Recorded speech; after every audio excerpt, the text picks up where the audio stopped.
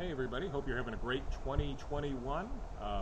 It's been a crazy year for a lot of us, but not all bad. We had a lot of good things. We heard from a lot of folks telling us how they had a great year making concrete statuary, either as a hobby or for their business, and it looks like that upward trend is going to continue for this next year. So we got a lot of great changes here for our family and our business. My wife, who's behind the scenes here today, Sarah, she's actually going to be helping me more in the office than she has in the past, because I can't keep up with all the emails we get now with people asking questions, asking for tips and advice.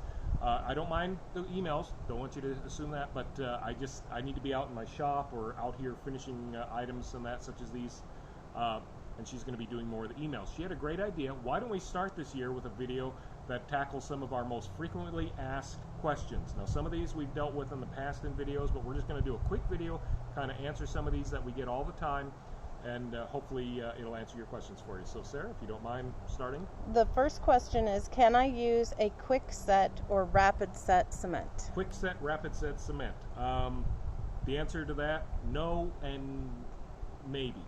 Let me clarify. Quick set or rapid set cements, those are made for putting a post in the ground, your mailbox, a fence post, things like that, maybe patching a sidewalk. They're meant so that a contractor can do the repair or put the post in and only have to wait a short while before finishing it off. They are not good cement mixtures for statuary. Now, I've experimented with them. Initially, when you demold an item and look at it after using that cement, it might look nice.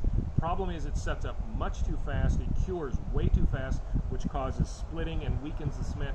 Almost every piece I made using that ended up crumbling apart. It was just garbage.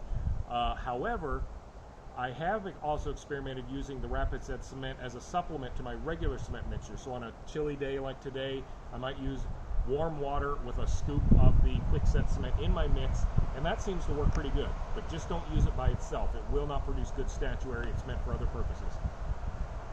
Okay, next question. Do you recommend using a premixed bag of cement? The premixed bags. Okay, I've talked about this in the past before. Quite some time ago, I was against using the premixed bags. I always said use cement, gravel, sand that you get, mix it up yourself to get a better mix. However, I've changed my tune a little bit. I've actually experimented more and more with the premixed cements, and I've found that some of them actually aren't half bad. However, even the best ones seem to be a little light on the cement that's in the bag itself, and it doesn't produce quite the quality I want in a good statue. So what I do is I still get a bag of regular Portland cement. So when I mix up a batch using the premix cement, I will add some of the Portland cement into it to make it a little cement richer. Makes it a creamier mix, much higher quality. So yes, premix are fine, they're easy, they're cheap, they're convenient, but make sure to have some Portland cement on the side to add to it to make sure they work good. Okay, and this is a biggie. Okay.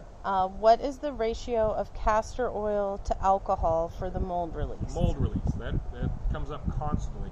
Again, I've touched on this in the past, but again, when you're using latex rubber molds, the type of molds that are used for like these statues here, you have to have a mold release.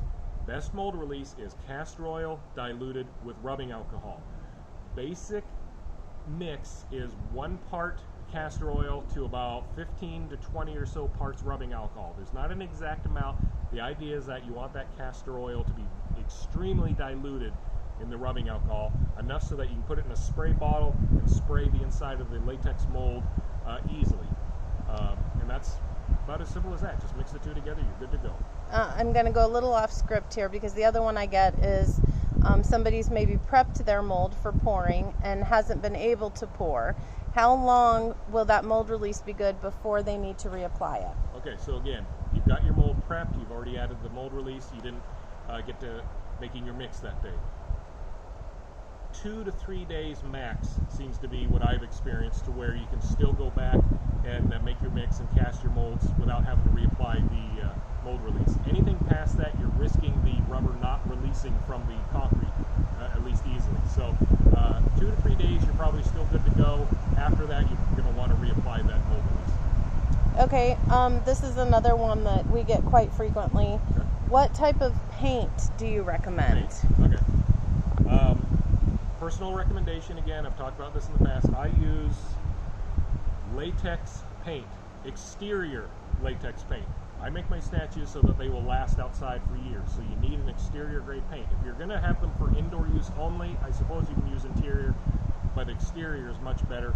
And latex paints are water-based, not oil-based, so you can add water to dilute it. I've talked in depth about using a base coat that's watered-down paint, so it soaks into the pores of the concrete, making a much longer-lasting finish. So I use almost all of my paints are exterior latex. However, I do use some of those different colored hobby paints when I'm doing some detailed finishes on pieces, for eyes and beaks on birds, things like that. Those seem to be fine in small doses. And then to make sure they last, I will also use a clear coat of a enamel spray, the clear, on top of it to kind of lock those paints in. Other than that, spray paint should be used very sparingly. Don't coat your whole piece with spray paint. It just will not last. I'm going to throw you another wrench. Are you, I'm sorry, are you brand specific? Do you stick to a certain brand for your paints? I am cheap. That's what I go for. So when I go to the store, paints are getting ridiculous. I've been doing this for years, and I can't believe how expensive some paints are good. I go for the cheapest out there. Very rarely does it end up being a bad decision. Most of the time, it seems the cheap stuff's just as good as the best. I couldn't care less what brand it is, so no, not brand specific at all. Okay. Where do you sell your molds? The molds are available only from our website, rubbermoldman.com. We do have some confusion out there, probably caused by me. In some of my old videos I talked about we sold on eBay and that.